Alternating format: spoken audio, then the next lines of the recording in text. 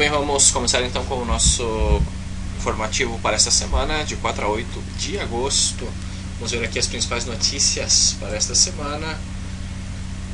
Vamos aqui para esta segunda-feira bastante tranquilo, apenas notícias aí de médio impacto para a Austrália, às 22h30 balança comercial, e na China às 22h45 PMI de serviços.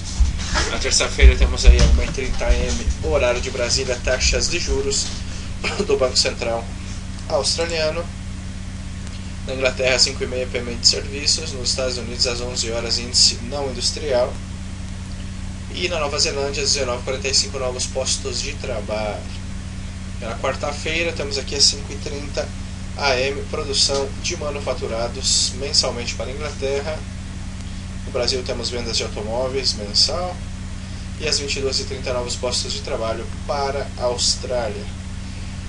Na quinta-feira, temos aqui às 8 AM, decisão das taxas de juros para a Inglaterra, na zona do euro, às 8h45 também, taxas de juros, às 9h30 na Eurozona, conferência de imprensa do Banco Central Europeu. No Canadá, às 11 horas, também temos o índice IVEI, informativo aí para o Canadá.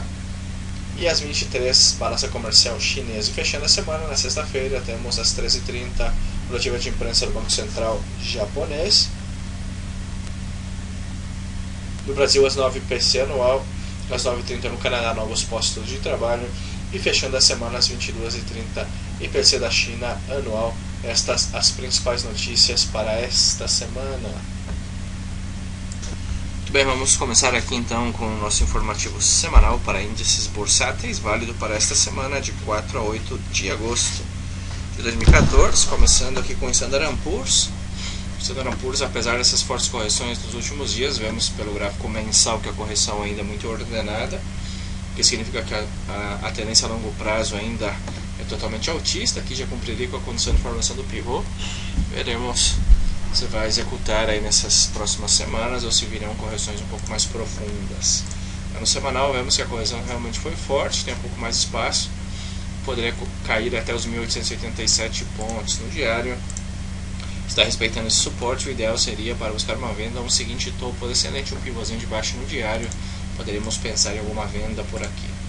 Já o Nasdaq, esse Nasdaq, vemos que a correção é ainda mais ordenada no semanal, apesar de haver deixado o martelo invertido mês passado. Veremos se este mês a correção será ordenada profunda, poderia corrigir inclusive até os 1.722.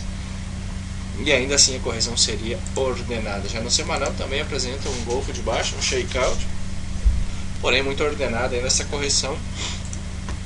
No diário também esperaria um seguinte topo descendente com breakout desta região para pensar em uma contratendência por aqui. Já o Dow Jones, o Dow Jones sim, esse apresentando uma correção um pouco mais profunda. Vemos que no mensal a correção é um pouco mais profunda, porém também não deixa de ser uma correção ordenada. Teríamos um primeiro suporte aqui na região dos 15.947. Já veremos se irá perder realmente aí os 16 mil pontos. Já no semanal, apresenta um engolfo de baixo, um shakeout. Realmente vemos agora, se fizer a ruptura dos 16.350, poderia vir até os 16.160. No diário, coincidindo com a SMA 200 períodos, a mesma situação, esperando a ruptura, um lower high, um topo descendente em diário, para buscar uma venda. Já nos europeus, vamos com o DAX. DAX 30, vemos no gráfico mensal que já apresenta uma correção mais profunda, ainda que tem um pouquinho mais de espaço até os 9.000, nível psicológico. Se romper esses níveis, aí se entrar em uma zona bastante fluida e poderia corrigir até os 8.100 aproximadamente. No semanal, vemos que executou com excelência essa B-Formation, zona fluida, está atacando essa LTA, a zona de suporte. Agora eu pensaria em menos abaixo dos 8.984, pois entraria nessa zona fluida e poderia vir até os 8.500 pontos. No diário, a mesma situação, o seguinte topo excelente no diário, buscaremos uma venda. Já em Paris, vamos com o K40, praticamente igual ao DAX, fazendo uma correção profunda no mensal, tem um pouco mais de espaço, suporte nos 4.100, se fizer a ruptura, poderia chegar até esses níveis aqui nos 3.900 aproximadamente. No semanal também, executando essa B-Formation, romper o LTA, está em suporte. Se romper aqui os 4.181, pode chegar até os 4.055, inclusive os 4.000 pontos. O seguinte topo ascendente diário, também buscaríamos uma venda. Já o AUS 200, o índice australiano, vemos que se mantém nesse canal lateral no mensal, mais provável que venha testar o suporte aqui nos 5.300 aproximadamente. Se vemos aqui no semanal também fez um failure, que é uma altura falida, tem espaço, pode chegar até os 5.300 pontos, mas a situação esperando o seguinte topo ascendente em diário. Seguimos com o FTSE, o índice de Londres. Está o FTSE. Bom, o FTSE é a mesma situação, no mensal a correção ainda pode ser ordenada para a formação de um pivôzinho de alto, voltar a testar as máximas, porém se seguir corrigindo, o 6.437 seria o primeiro suporte e obviamente se romper o 6.100 os seguintes. No semanal executando o topo ascendente, está em pleno suporte, muito congestionado, se romper o próximo suporte imediato 6.400 e logo o 6.100. Mesma situação no diário, no seguinte topo ascendente, buscaremos vendas por aqui. Já o Nikkei, o índice japonês,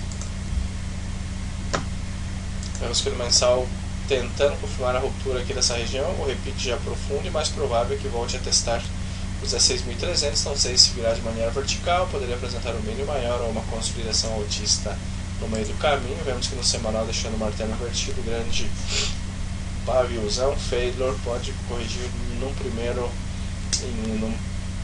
primeira pernada aqui nos 15.000 e logo os 14.400 poderiam ser os seguintes objetivos. A mesma situação, seguinte topo ascendente no diário, buscaremos uma venda por aqui.